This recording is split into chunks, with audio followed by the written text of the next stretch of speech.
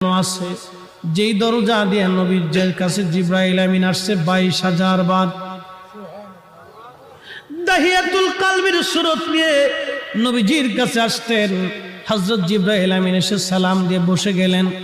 মানবের বেশে জিবরাইল বসে গেলেন। ইয়া রাসূলুল্লাহ, আল্লাহ পাঠিয়ে দিয়েছেন, আল্লাহ সবই জানেন, ভিতরে বাহিরে প্রকাশ্য অপ্রকাশ্য আগে পরে আপনার অন্তর ভিতর বাহিরে সব আল্লাহ জানেন।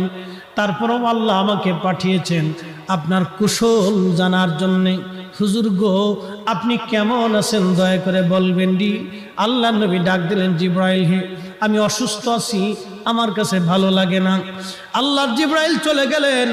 পরের দিন আবার এসে সালাম দিলেন, জিজ্ঞেস করলেন, ইয়া রাসূলুল্লাহ আপনি কেমন আছেন? জিবরাইলকে নবীজি বলেন, জিবরাইল রে, আমি তেমন ভালো নাই, শরীর অসুস্থ, আমার ভালো লাগে না, অসুস্থতা আরো বেড়ে গেছে। তৃতীয় দিন